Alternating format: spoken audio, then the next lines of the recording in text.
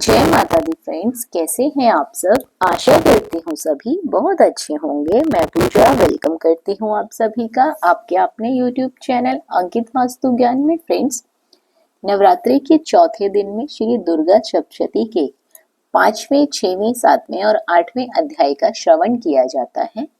तो आप सभी लोग इन सभी पाठों को ध्यानपूर्वक सुनिएगा ताकि माँ दुर्गा की कृपा आपके ऊपर सदैव बनी रहे। इन चारों अध्याय की वीडियोस हमारे चैनल पर आ गई हैं, आप लोग वहां से देख सकते हैं, सुन सकते हैं। क्योंकि नवरात्रि के दिनों में श्री दुर्गा सप्तशती की कथाओं का, पाठों का श्रवण करना बहुत ही उत्तम फलदायी माना जाता है। तो 5वां अध्याय इस प्रकार है। जो माँ अपने कर कमलों में घंटा, शूल, हल, शंख, मुसल धारण किए हुए हैं, धनुष और बाण धारण किए हुए हैं, शरद ऋतु की शोभा संपन्न चंद्रमा के समान जिनकी मनोहर कांति है, जो तीनों लोकों में आधारभूता और शुंभ आदि निशुंभ देवताओं का नाश करने वाली है, तथा गौरी के शरीर से जिनका प्रकाट्य हुआ है, उन महासरस्वती देवी का मैं निरंतर भजन करती हूँ। ऋषि कहते हैं, पूर्व काल में शुंभ और निशुंभ नामक असुरों ने अपने बल के घमंड में आकर शचीपति इंद्र के हाथों से तीनों लोकों का राज्य और यज्ञभान छीन लिया। वे ही दोनों सूर्य, चंद्रमा, कुबेर, यम और वरुण के अधिकार का भी उपयोग करने लगे। वायु और अग्नि का कार्य भी वे ही करने लगे।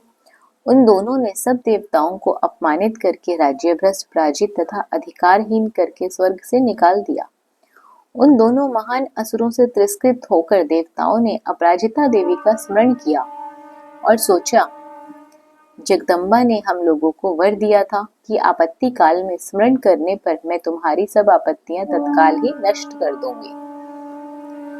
ये विचार कर देवता गिरिराज हिमालय पर गए और वहां भगवती विष्णु माया की स्तुति करने लगे।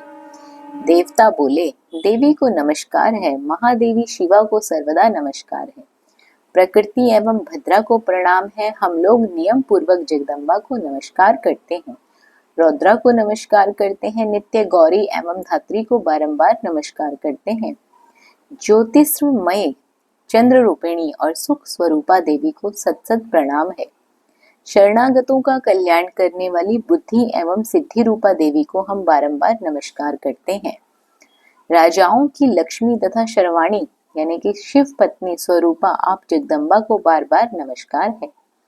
दुर्गा को नमस्कार है। सर्वकारिणी ख्याति कृष्णा और धूम्रा देवी को सर्वदा हमारा नमस्कार है।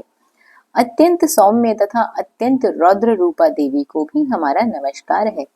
उन्हें हम बारंबार प्रणाम करते हैं। जगत की आधारभूता कृति देवी को बारंबार नमस्कार है। जो देवी सब प्राणियों में विष्णु माया के नाम से कही जाती हैं, उनको नमस्कार है, बारंबार नमस्कार है। जो देवी सब प्राणियों में चेतना कहलाती है, उनको नमस्कार है, उनको नमस्कार है, उनको बारंबार नमस्कार है। जो देवी सब प्राणियों में बुद्धि रूप से स्थित है, उनको नमस्कार है, बारंबार नमस्कार है। जो देवी सब प्राणियों में निद्रा रूप से स्थित है, उनको नमस्कार है, उनको नमस्कार है, उनको बारंबार नमस्कार है। जो देवी सब प्राणियों में शुद्धा रूप से स्थित है, उनको नमस्कार है, बारंबार नमस्कार है। जो देवी सब प्राणियों में छाया रूप से स्थित है, उनको नमस्कार है, बारंबार नमस्कार है। जो देवी सब प्राणियों में शक्ति रूप से स्थित है, उनको नमस्कार है, बारंबार नमस्कार है। जो देवी सब प्राणियों में तृष्णा रूप से स्थित है, उनको नमस्कार है, उनको नमस्कार है, उनको बारंबार नमस्कार है। जो देवी सब प्राणियों में शांति यानी कि क्षमा रूप से स्थित है, उनको बारंबार नमस्कार है। जो देवी सभी प्राणियों में जाति रूप से, लज्जा रूप से, शांति रूप से, श्रद्धा रूप से, कांति रूप से और सभी प्राणियों में लक्ष्मी रूप से, वृत्ति रूप से, स्मृति रूप से, दया रूप से, तुष्टि रूप से, माता रूप से और भ्रांतिक रूप से स्थित है, उनको नमस्कार है, उनको नमस्कार है, उनको बारंबार नमस्कार है। जो जीवों के इंद्रिय वर्ग आदि सृष्टि देवी एवं सब प्राणियों में सदा व्यापक रहने वाली है, उनको हमारा बारंबार नमस्कार है। जो देवी चैतन्य रूप से इस संपूर्ण जगत को व्यापक करके स्थित है, उनको नमस्कार है, उनको नमस्कार है, उनको हमारा बारंबार नमस्कार है। पूर्व काल में अपनी अभिष्टि की प्राप्ति होने से देवताओं ने जिनकी स्तुति की तथा देवराज इंद्र ने बहुत दिनों तक जिनका सेवन किया, वह कल्याण की साधना भूति। ईश्वरी हमारा कल्याण और मंगल करे तथा सारी आपत्तियों का नाश कर डाले। उद्दंड दैत्यों से सताए हुए हम सभी देवता जिन परमेश्वरी को इस समय नमस्कार करते हैं तथा जो भक्ति से विनम्र पुरुषों द्वारा स्मरण की जाने पर तत्काल ही संपूर्ण विपत्तियों का नाश कर देती है, वे जगदम्बा हमारे सभी संकट दूर करे। ऋषि कहते हैं, राजन, इस प्रकार जब देवता स्तुति कर रहे थे उस समय पार्वती देवी गंगा जी के जल से स्नान करने के लिए वहां आई। उन सुंदर भौहों वाली भगवती ने देवताओं से पूछा, आप लोग यहाँ किसकी स्तुति कर रहे हैं? तब उन्हीं के शरीर के कोश से प्रकट हुई शिवा देवी बोली, शुंभ नित्य से तिरस्कृत और युद्ध में निशुंभ से पराजित हो यहाँ एकत्रित हुए ये समस्त देवता यहाँ मेरी ही स्तुति कर रहे हैं। पार्वती जी के शरीर कोश से भाव हुआ था, इस लोकों में कौशिकी कहलाई जाती थी। कौशिकी के प्रकट होने के बाद पार्वती देवी का शरीर काले रंग का हो गया, अतः वह हिमालय पर रहने लगी और कालिका देवी के नाम से विख्यात हुई। तदंतर शुंभ निशुंभ के भृत्य चंडमुंड वहां आए और उन्होंने परम मनोहर रूप धारण करने वाली अंबिका देवी को देखा। फिर वे शुंभ के पास जाकर बोले, महाराज, एक अत्यंत मनोहर स्त्री है जो अपनी दिव्य कांति से हिमालय को प्रकाशित कर रही है। वैसा उत्तम रूप कहीं किसी का भी नहीं देखा। असुरेश्वर, पता लगाइए वह देवी कौन है और उसे ले लीजिए। स्त्रियों में वे सब रतन है। उसका प्रत्येक अंग बहुत सुंदर है तथा अपने श्री अंगों की प्रभा से संपूर्ण दिशाओं में प्रकाश फैला रही है। हे दैत्यराज, अभी वह हिमालय पर मौजूद है, आप उसे देख सकते हैं। प्रभु, तीनों लोकों में मणि, हाथी और घोड़े आदि रतन आपके पास हैं। वे सब इस समय आपके घर की शोभा पाते हैं।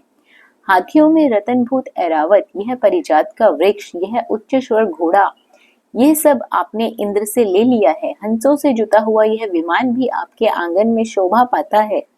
यह रतनभूत अद्भुत विमान जो पहले ब्रह्मा जी के पास था, अब आपके यहाँ लाया गया है। यह महापदम नामक निधि आप कुबेर से छीन लाए हैं। समुद्र ने भी आपको किलंकनी नाम की माला भेंट की है जो केसरों से सुशोभित है और जिसके कमल कभी कुम्हलाते नहीं है।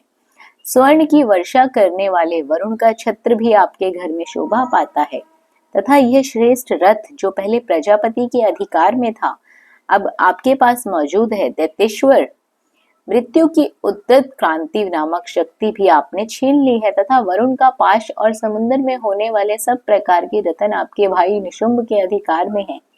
अग्नि भी स्वतः शुद्ध किए हुए 2 वस्त्र आपकी सेवा में अर्पित किए हैं। हे दैत्यराज, इस प्रकार सभी रतन आपने एकत्रित कर लिए हैं। फिर जो यह स्त्रियों में रतन रूपी कल्याणमय देवी है, इसे आप क्यों नहीं अपने अधिकार में ले लेते?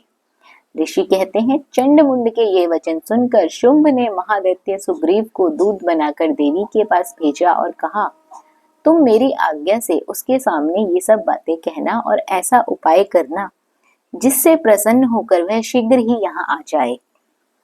वह दूत पर्वत के अत्यंत रमणीय प्रदेश में जहाँ देवी मौजूद थी वहां गया और मधुर वाणी में कोमल वचन बोला। दूत बोला, हे देवी, दैत्यराज शुंभ इस समय तीनों लोक के परमेश्वर हैं। मैं उन्हीं के द्वारा भेजा गया दूत हूँ और यहाँ तुम्हारे ही पास आया हूँ। उनकी आज्ञा सदा सब देवता एक स्वर में मानते हैं, कोई उनका उल्लंघन नहीं करता। वे संपूर्ण देवताओं को पराजित कर चुके हैं। उन्होंने तुम्हारे लिए जो संदेश दिया है उसे सुनो। संपूर्ण त्रिलोक मेरे अधिकार में है, देवता भी मेरी आज्ञा के अधीन चलते हैं। तीनों लोकों में जितने श्रेष्ठ रतन हैं वे सब मेरे अधिकार में हैं। देवराज इंद्र का वाहन ऐरावत जो हाथियों में रतन के समान है, मैंने छीन लिया है। क्षीर सागर का मंथन करने से जो अश्वरतन उच्च शोभा प्रकट हुए हैं उसे देवताओं ने मेरे पैरों पर पड़कर समर्पित किया है।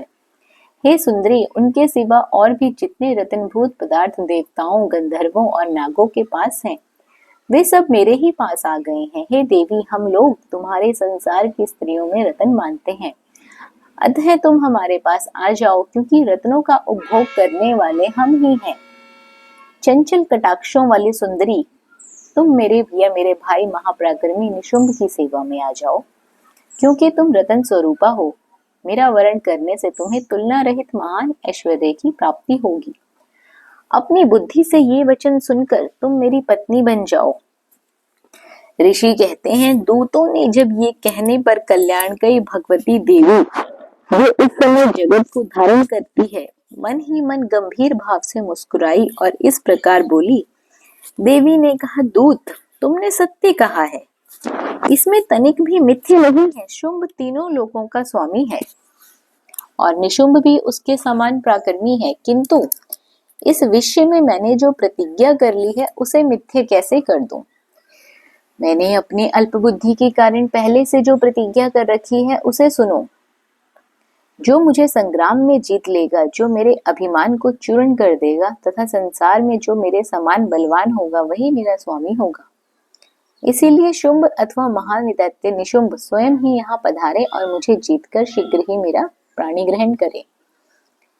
इसमें विलंब की क्या आवश्यकता है? दूत बोला, देवी, तुम घमंड से भरी हुई हो, मेरे सामने ऐसी बात ना करो। तीनों लोकों में ऐसा कौन पुरुष है जो शुंभ निशुंभ के सामने खड़ा हो सके? देवी, अन्य दैत्यों के सामने भी सारे देवता युद्ध में नहीं ठहर सकते, फिर तुम अकेली स्त्री होकर कैसे ठहर सकती हो? जिन शुंभ आदि दैत्यों के सामने इंद्र आदि सभी देवता भी युद्ध में खड़े नहीं होते, उनके सामने तुम स्त्री होकर कैसे जाओगी? इसीलिए तुम मेरे ही कहने पर शुंभ निशुंभ के पास चली जाओ। ऐसा करने से तुम्हारे गौरव की रक्षा होगी, अन्यथा जब वे तुम्हारे केश पकड़कर घसीटेंगे तब तुम्हें अपनी प्रतिष्ठा खोकर जाना पड़ेगा। देवी ने कहा, तुम्हारा कहना ठीक है, शुंभ बलवान है और निशुंभ भी बड़े पराक्रमी हैं, किंतु क्या करूं, मैंने पहले सोचे समझे प्रतिज्ञा कर ली है। अतः अब तुम जाओ, मैंने तुमसे जो कुछ कहा वे सभी दैत्यराज से आदर पूर्वक कहना, फिर उन्हें जो उचित लगे वो करें। तो फ्रेंड्स, ये था कथा का 5वां अध्याय, श्री दुर्गा सप्तशती का 5वां अध्याय। आशा करती हूँ ये सभी अध्याय, ये पाठ आपको अच्छे लग रहे होंगे। वीडियो पसंद आई हो तो वीडियो को लाइक और शेयर जरूर करते रहें। साथ ही चैनल पर पहली बार आए हैं तो सब्सक्राइब करना बिल्कुल ना भूलिए। बने रहिए आपके अपने YouTube चैनल अंकित वास्तु ज्ञान में। नवरात्रि के चौथे दिन में 6, 7वें और 8वें अध्याय का भी श्रवण किया जाता है, तो आप लोग उसको हमारे ही चैनल से सुन सकते हैं।